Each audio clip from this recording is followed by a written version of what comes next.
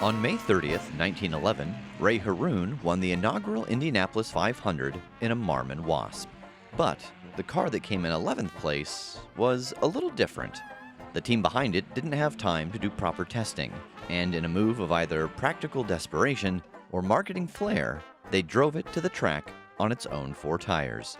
It was the Splendid Stutz Bearcat, the car that made good in a day. The Bearcat was the creation of inventor, salesman, and entrepreneur Harry C. Stutz.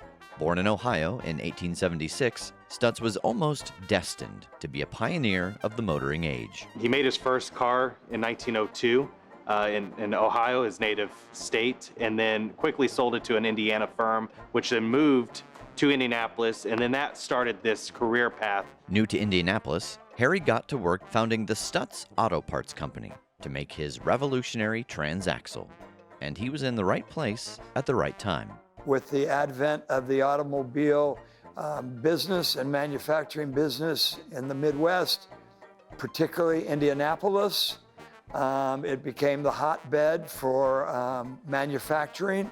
Harry realized his auto parts business didn't consume all his time, so he took a position as a factory manager at the Marion Motor Car Company. The owners of that factory were working on something else at the time. The Indianapolis Motor Speedway was the brainchild of a entrepreneur named Carl Fisher, and he had this idea to build a test track to compete purpose-built or production-built vehicles to not only show the audience or the visitors what they could purchase in the sales room, but also improve the American auto industry because it was lacking against its European competitors. So with little notice, Harry went to work on the first Bearcat in April of 1911, and just 5 weeks later, drove past the showroom floor and straight to the raceway. Stutz created this prototype car, and Gil Anderson finished 11th in that race, which was just outside of the money-paying positions, but it was enough to show Harry Stutz that he had something. Harry left his job at Marion, and he and his new car company were off to the races. Prototype Stutz, or what they called at the time the Ideal Motor Car Company, that was a great example of this idea that Harry put together, built this car. It was something that you would see on the road, minus headlamps and fenders and things like that. With a new factory in Indianapolis, the Stutz Motor Car Company started building road-ready versions of that race car, and the Bearcat became an instant classic. What stands out to me and most Stutz owners are their stance and their magnitude as being sturdy and somewhat brute, but yet beautiful at the same time. That was a very rare quality. This Auburn behind me is a beautiful, beautiful car. Doesn't quite have the presence of a Stutz. And to prove the prowess of the Bearcat, Harry fielded a race team that took first place in the 1913 and 1915 National AAA Championships.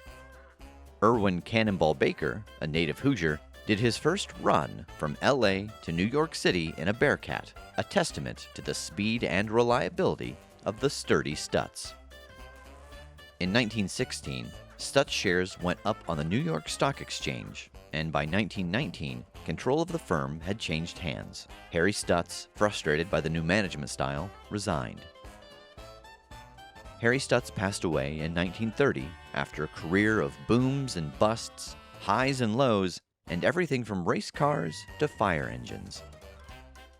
In 1920, the fallout of a disastrous stock shorting scandal upended the company's management.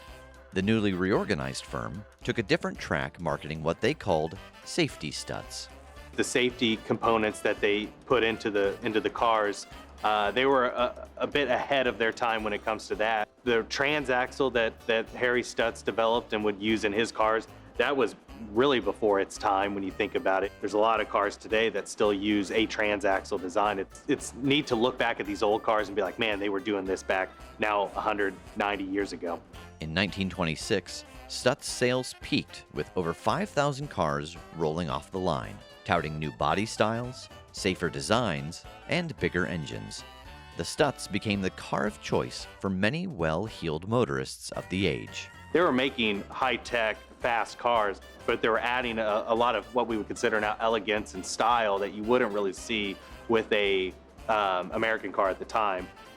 In 1928, a Stutz Blackhawk finished second at the 24-hour of Le Mans, a feat that would not be topped by an American car company for almost 40 years.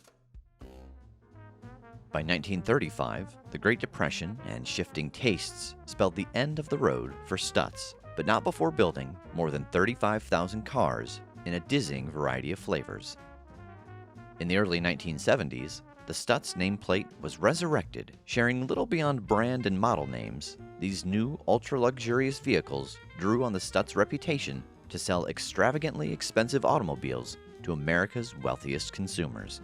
Elvis Presley bought the first two. Frank Sinatra owned one. It was the car of the Rat Pack. They were designed and the bodies built in Italy, shipped over here, and then coupled with either Cadillac or Pontiac drivetrains.